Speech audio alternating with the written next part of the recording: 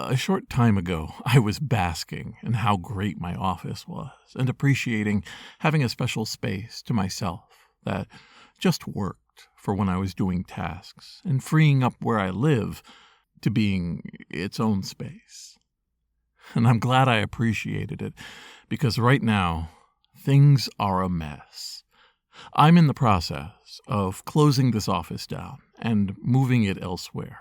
I believe I have found some candidates, but in the meantime, I'm going through what's here, trying to determine what is going to be packed up and what is just going to be transferred. And to be frank, I think I may be finding poetry in this chaotic situation as well. This is Jason Scott Talks His Way Out of It, a podcast about technology, history, and getting myself out of debt. Thanks to Jeff Atwood, Daniel Boyd, and the hundreds of other supporters on Patreon and elsewhere who have been supporting me and helping me get out of debt. A person walking into this office, well, they first wouldn't be walking, they would be slowly edging themselves in, would find themselves facing down a massive set of piles of DVDs, of U-matic machines, of VCRs, tapes, both video and audio, and more wires than you could ever imagine. It's an absolute spaghetti mess in here right now, representing different phases of different projects I was doing as I was dealing with different media over the past few years. It's very hot in here. All of the different equipment running all of the time makes this into more of a steam bath than an office. It is something I don't really mind, except when I move between the hallway and back in, like some sort of enclosed topiary of electronics. My office right now is almost organic in how much heat and plastic and strange and smells of nostalgia move through it. Having 1,000 old slides and videotapes that went through a variety of storage methods adds a certain, let's just say, spice to the experience. My computers are packed up against each other. The monitor that I have behind my streaming is constantly showing stuff that I'm trying to image, and it all has a sense of something that's fallen apart. If for whatever reason I was to disappear, this office would look intimidating to somebody walking in without any context. It is an office of work, but the work right now is a little bit scrambled. What I should be doing is packing up as many things as possible and putting them into storage so that I can then prepare for the next office. Having been here for about 3 years, I've learned how my workflow is. And the fact is that I work best when I have a pile of things to be processed, the machines or equipment that process it, and whatever computer or laptop is driving those machines next to it. And then not stacking anything else on top of it, just having an inbox and an outbox, and having it all just be there. Whether it's scanning Computer Shopper or imaging different DVD ROMs, having the equipment move through the pile is what works best for me. So, where I go next, there will be separate stations for me so that I can do the work and place the items into the different machinery and then work through it. I would never indicate that I'm not being productive right now, but I think I can be many times more productive. I actually passed a barrier recently. I imaged what I think is one of the last VHS tapes that I have. I could be wrong, there might be a missing box here or there, but the vast majority, the super majority of all of these tapes are now digital and uploaded to the Internet Archive and stored away in one of the Internet Archive physical archives. that work has been done. I've got many more tapes of different formats, and obviously they have to go. But the fact that there is an occasional light at the end of a tunnel tells me that I still have a chance to get through everything that I've committed to. My commitments to various projects is a promise, and of course I would love to be able to fulfill all of these promises. But it's still a lot of data with a lot of different problems built into the media itself.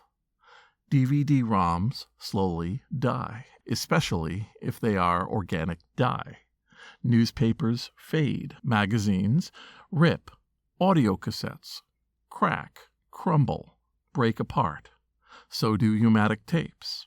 So do machines meant to read these tapes. All of these are things that can happen, and I just have to stay on top of it.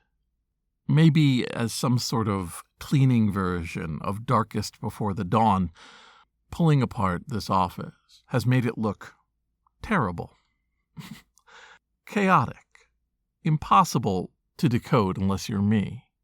And making that better the next time means that I'm already thinking of this as a finished version 1.0 of what my office could be. So, it's hardly the end of an era, and more the end of a version of the era. An era that is ongoing, where I'm trying to turn as much digital as fast as I can, and then turn around and take the lessons I've learned and try to teach a generation of people after me the process, the thoughtfulness, and the goals of doing it.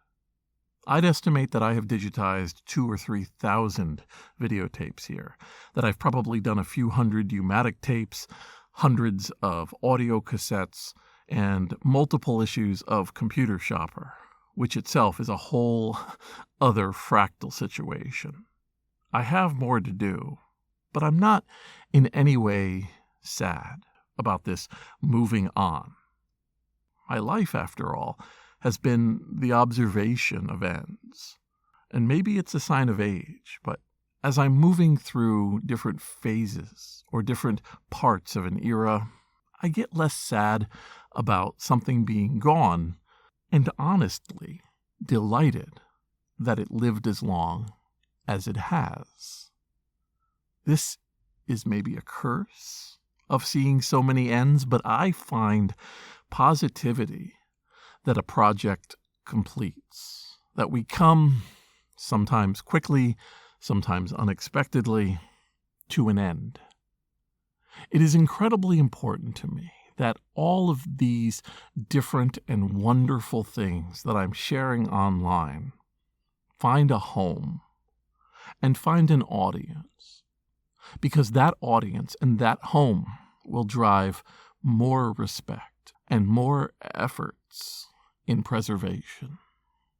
So the time for a true eulogy is not for a little while longer, but maybe thinking about the arrangements of what to come is a ceremony in itself.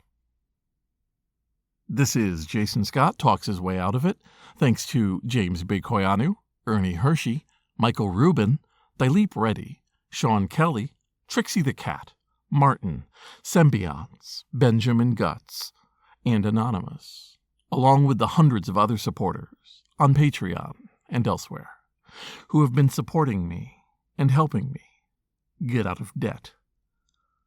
Probably the strangest and most quickly forgotten aspect of the work I do is when I become almost addicted to a new device or some new packing material or process. As part of doing the DVD-ROMs, I am dealing with a lot of spindles and solutions people came up with in the 90s and the 2000s for storing these DVD-ROMs. They had binders and spindles and separators for the spindles, labels and Post-it notes, and all of these pieces meant to make these discs retrievable as individual pieces of information instead of folders on a file system. Looking at it now, I can attest I'm not so sure it has a longevity in how it's put together. These Post-it notes, scribbled as they are, fall apart. The labels are hard to read, and the binders, I want to get them into spindles as fast as possible. They're the most inefficient of storage methods. But I say that with the absolute advantage of hindsight and non-direct investment to what's on there. I'm happy to bring it back. But for the people who created it, it was vital to them that they work in service of a future. The fact that I'm that future just happens to be how it all worked out.